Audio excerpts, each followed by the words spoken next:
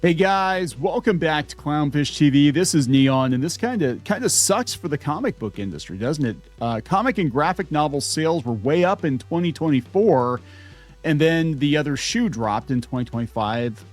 Diamond filed for bankruptcy, and now we've got even more companies laying people off. We're going to talk about Mad Cave laying people off, and Diamond was looking to sell off in 2023. So, I mean, this is a long time coming, but it's so wild to read this that things were actually starting to improve, and then the other shoe dropped. Not surprising. This is kind of the way the comic book industry has always worked, right? It seems like every time they get ahead a little bit, they get knocked down a lot. So we're gonna talk about this. Before we get into it any further, please subscribe for more pop culture news, views, and rants, guys. Go out to news.clownfishtv.com for more objective pop culture news, videos, podcasts, all that sort of stuff. So, yeah, this is interesting. ICV2 has been covering comic book sales, and we have to guess. And this is the thing about this article, is there's a lot of guesswork. We don't know exactly what the numbers look like. During the pandemic, because of Diamond deciding they were going to curl up in the fetal position and crawl under the desk and wait out the pandemic, Marvel and DC went to other distributors, and now everything is very fragmented, and those distributors do not report their numbers to the best of my knowledge. So nobody really knows. Nobody knows for 100% certain how many actual comic books are being sold in any given month. And also they're starting to roll in, I guess, digital comics and crowdfunding and all this stuff too. So you got to take that in consideration. That's why there's like this huge, you look at this chart and everything is pretty consistent from 2015 to 2020. And then 2021, we go from 1.12 billion to 1.9 billion. And then it hovers around 1.9 or $2 billion. It's not because the comic book industry is healthier. It's, I believe, because one, we don't know exactly how many comics are being sold. And two, they're also including a lot more stuff under the comic umbrella. So it makes it look like it's a lot better, I believe, than it actually is. If you talk to people in the industry, and if you're really paying attention to what's going on, things are not great. I mean, they really aren't. There are a few breakout successes. Energon Universe, Absolute, Ultimate, those things are doing pretty good. But the majority of comic book titles from, especially publishers like, Dark Horse and Boom and whatever, they're not doing so hot. They really aren't. And comic shops are going out, and it's a mess. But let's look at this first. We'll look on the bright side of things first, and then we'll talk about Diamond and how we are going to have a long tail.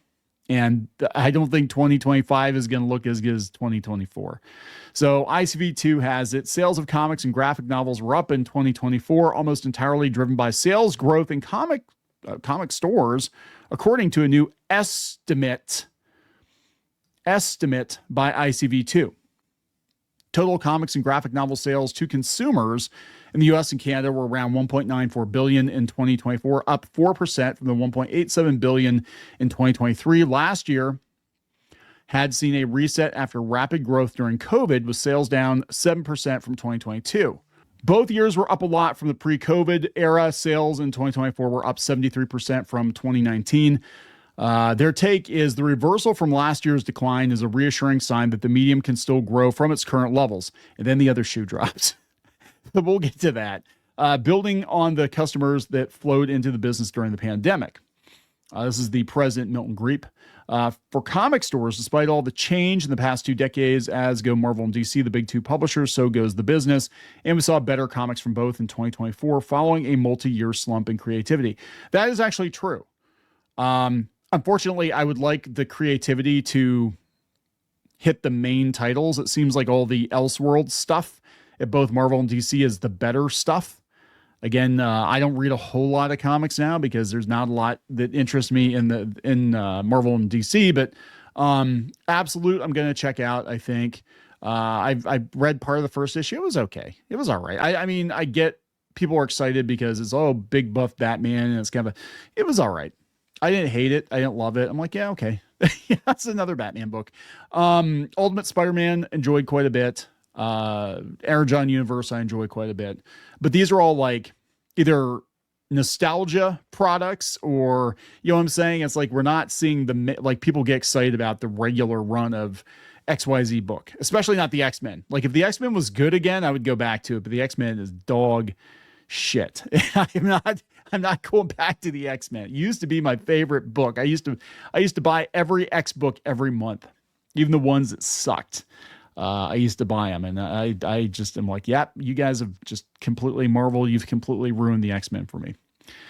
Sales by format and channel. The comic book format had a good year in 2024. Dollar sales up 12% over 2023. We estimate at 460 million in sales. The periodical format hit a 15-year high in 2024. What? Seriously? They estimate. That's not necessarily a sign that there are more. Okay, so this is where we're getting into the weeds. That's not necessarily a sign that there are more customers. Multiple retailers told us that their unit numbers were down despite dollar sale increases. And in our interviews with comic retailers, we ran into significant variation in results by store. Some stores had sales decline, others had increases well beyond the market average. Graphic novels were down 1.4% in the book channel because manga, which is still coming off of COVID highs, was not completely offset by growth in other subcategories. Graphic novel sales were up 13% in the comic store channel. That's interesting. Methodology. Here we go. There have been some changes for 2024, which we will itemize here. Okay, this is where I think we're gonna find out what's going on. For comic stores, the analysis now uses data based on sales tracked at point of sale by Comic Hub at over 125 stores. That's a very small sampling. During the early stages of our use of that information, we used that data to build a model of sales for the entire comic store channel using comparisons developed during periods in which Comic Hub and Diamond reporting overlapped. So as I understand it, they're going to be like, well, Diamond reported 10,000 copies. Comic Hub reported 10,000 copies. Therefore, if Comic Hub is still reporting 10,000 copies, it must be 10,000 copies. Is that if I'm understanding that correctly?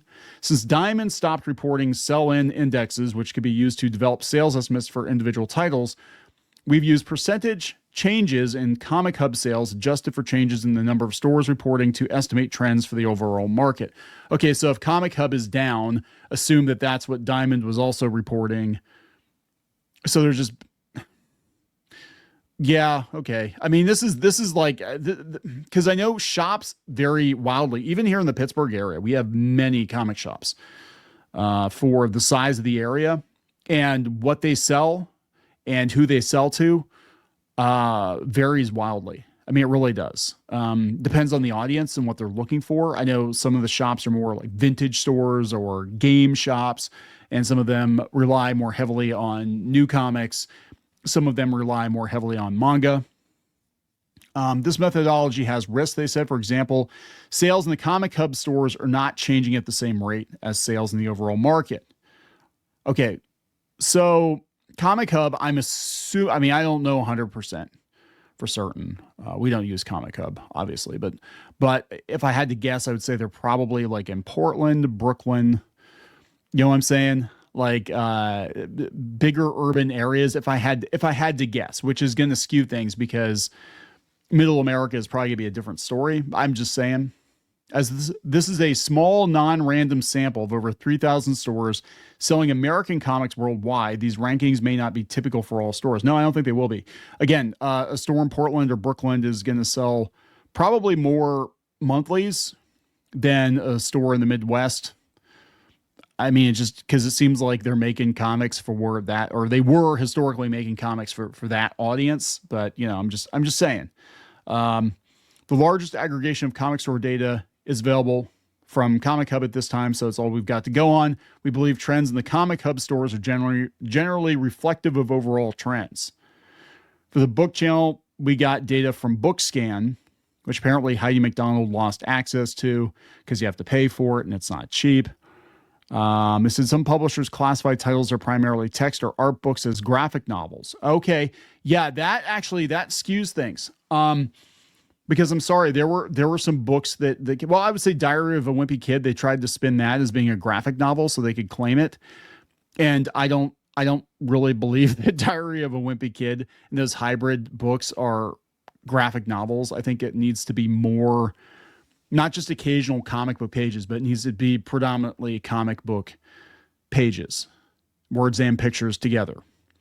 And so I think we're getting a lot of stuff thrown into this estimate of how healthy the comic book market is based on everything. So that's going to be your Scholastic books, your manga, your Dogman books, your, Wimpy Kid books, all that stuff. They're going to throw it into comics and graphic novels, even if they're really not, even if they're not, it's not specifically what we're talking about. What I would like to see, I want to see a direct market only sales estimate. What is the health of the direct market? Not accounting for Amazon sales, not accounting for Walmart sales, not accounting for Dogman books, just like what we think of as comic books, floppy comics, and maybe trades of material that were previously floppy comics, right? That stuff selling in the direct market, what does that look like? And I think it's going to be a fraction of what we're seeing here. That's just my guess. I think that the mass market is what is keeping the direct market alive. I think that, this is why so many comics now don't read like complete stories. It's because they're not. They're part of a trade collection, and they're probably going to make more money on the trade eventually, or at least make more money on the trade year over year over year. How many reprintings of Watchmen have we had, right? The Killing Joke, and now with Marvel, Infinity Gauntlet, and Dark Phoenix Saga, and all that stuff. As presented above in the accompanying infographics, the analysis was divided between periodical comics, floppies or pamphlets, and graphic novels. Okay, all figures are calculated based on the full retail price of books sold. So, okay, here we go. Comic books, actual comic books, 465 million. Graphic novels, 1.47. So the majority, 3/4 of it is graphic novels. Okay, here we go. Here it is. Oh my gosh. Ask and ye shall receive. Comic stores, 765 million. Other channels, 45 million. Book channels, 1.125 billion. So comic books and some graphic novels. So we're talking comic stores total sales of this would be coming from comic shops, which would be almost $800 million. That's respectable, but that's like one Marvel movie. That's like one DC movie. And that's like all the books for all the comic shop. You know what I'm saying? Like, I don't know. Here's the thing.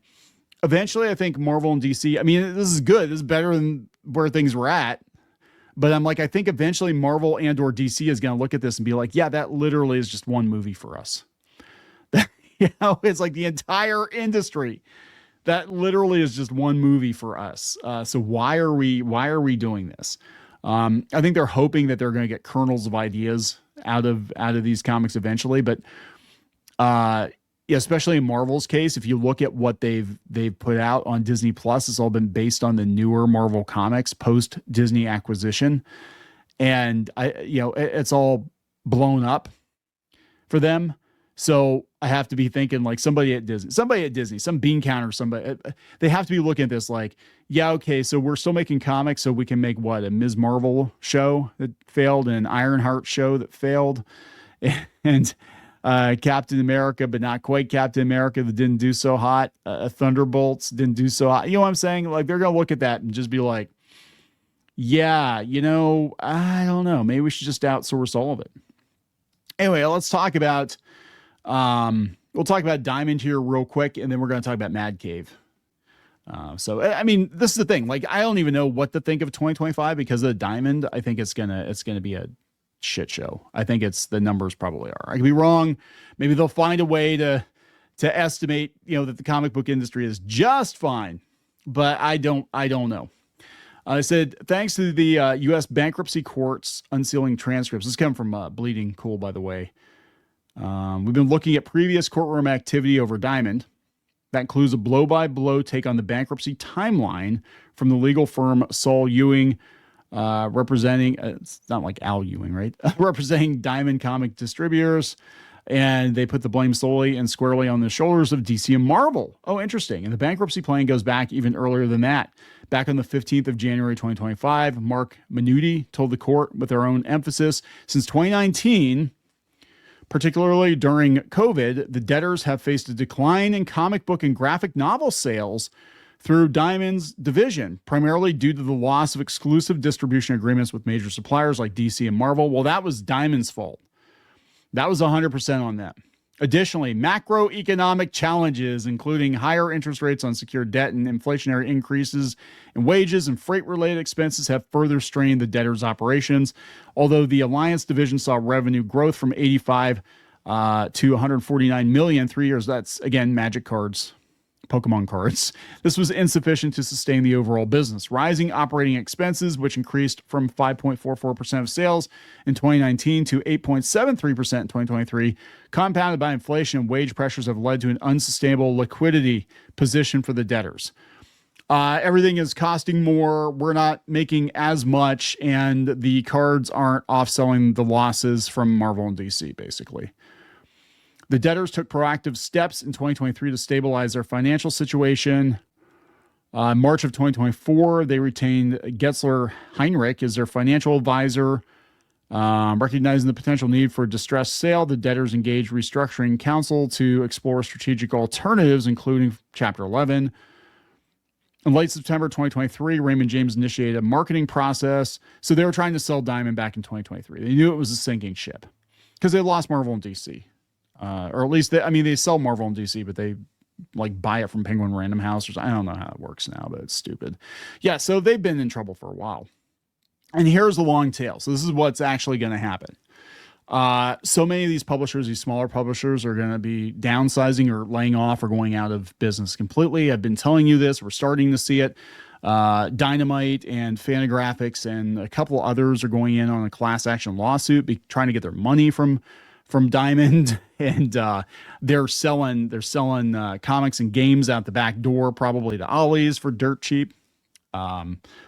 It's a mess, and it's going to take months. I mean, look at Diamond. They knew they were in trouble like 2 or 3 years ago, but it took until now for us to see just how bad things were. And I think it's going to be the same with a lot of these publishers. I don't think we're going to realize how bad publishers outside of Marvel, DC, and probably Image are doing until it's hindsight, because you never really do. Like, people are like, oh my gosh, this business suddenly went out of business. I'm like, businesses don't suddenly go out of business.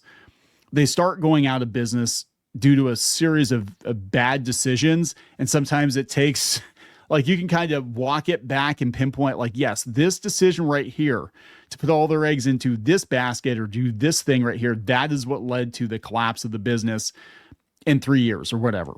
So it takes a while for them to actually go out of business.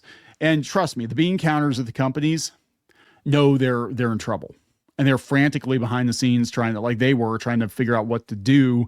Companies I've worked for, I mean, I've been privy to the boardroom. A lot of people aren't. And I'm sitting there. I remember the one company I worked for in particular, like, they were robbing Peter to pay Paul, but they were trying to put on the facade that everything was fine, everything was great, having company picnics and doing all this stuff.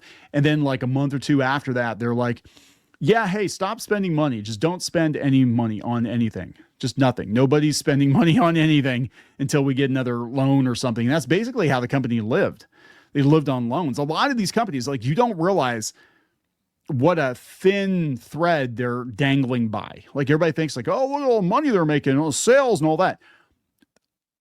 I would wager that the vast majority of companies in the US current year are living on loans. I mean, that's just the way it works. As long as you've got money in the bank and more money coming in than what's going out, you're okay. But eventually, if that is the case, it does catch up to you. It always catches up to you. So Mad Cave Studios is making staff layoffs. This just happened, and this sucks. I mean, this really sucks. Keith Davidson is among those let go from the publisher. Former marketing director, Devin Ashby, updated his LinkedIn. So, Keith Davidson, the marketing PR guy, editorial and distribution at Mad Cave, has updated his LinkedIn to say, hey, everyone, I'm seeking a new role. I don't know where a lot of these people are going to go, and that's unfortunate. Like, I don't know where they're going to go, because the comic book industry outside of Marvel and DC is contracting, and we're seeing so many layoffs. So Yeah, he used to be a brand manager for Diamond. He was at IDW for 5 years as a director of public relations and marketing. Devin Ashby, marketing communications at Mad Cave. Yeah, marketing people are always the first ones to go. They always are. But we're going to see a lot of this, guys. So it's going to be really interesting, though, to contrast this, that comics have never been better, but also comics have never been worse. And 2025's chart from ICV2 is going to be very interesting. Anyway, I'm going to wrap it up. There it is. Please subscribe for more pop culture news, views, and rants. We'll talk later.